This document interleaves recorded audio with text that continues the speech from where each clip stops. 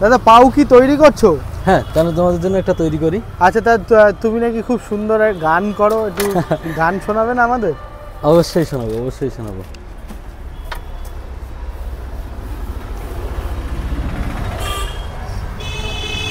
ওকে, তো কি গান করবো বলো? তোমার পছন্দের একটা গান করো, কারণ আমি জানি যে পছন্দের গানটা আরো বেশি শুনতে ভালো। দেখো, আমি যেহেতু একজন মিউজিশিয়ান, তো ও তুমি মিউজিশিয়ান? হ্যাঁ, আমার নিজের ইউটিউব চ্যানেল আছে, নিজের লেখা সুর করা নিজের গাওয়া গান সেখানে আপলোডেড। বাহ।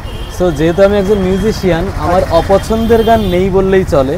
আমি সব গানই পছন্দ করি। তোমার গান শুনবো। আচ্ছা, আমার গান। হ্যাঁ। ভয় ছিল তোমায় হারাবো, যা কিছু বলতো লোকে পিছে, তুমি যে আমার পাশে খুব কাছে, তোমাকে ছাড়া জীবন সে তো মিছে। কি যে হয়ে গেল জীবনটা, এলোমেলো হয়েছে সুখের সাথে আড়ি। কি যে হয়ে গেল জীবনটা, এলোমেলো হয়েছে সুখের সাথে আড়ি। ভেবেছি ভুলে যাব, তবু ভুলতে না পারি। ভেবেছিলাম দেখা হলে করব তোমার সাথে আড়ি, তবে দেখার হলো না। কষ্টের দেয় হাতছানি, করে মনের সাথে চলো না, তাই মন হয়েছে ভারী। ভেবেছি ভুলে যাব, তবু ভুলতে না পারি।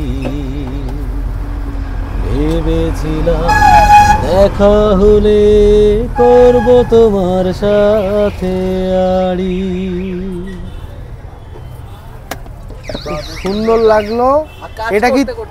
এটা কি তোমার নিজের? এটা আমার নিজের লেখা, নিজের সুর করা। আমার চ্যানেলেই তোমরা যদি দেখতে চাও এই গানটা ছাড়লে আবার কপিরাইট দেবে না তো?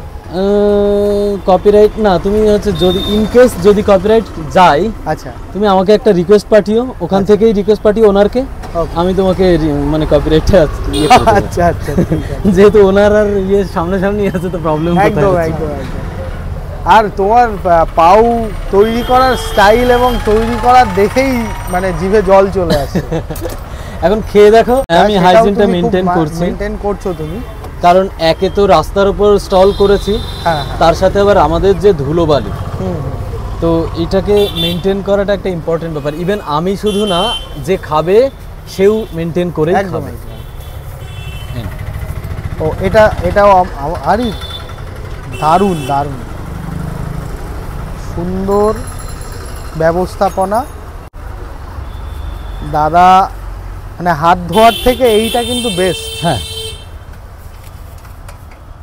সুন্দর সুন্দর। তো আমরা পেয়ে গেছি দাদার স্পেশাল পাও ভাজি, তাই তো? এটা স্পেশাল, এটা হ্যাঁ, এটা দাদার স্পেশাল পাও ভাজি।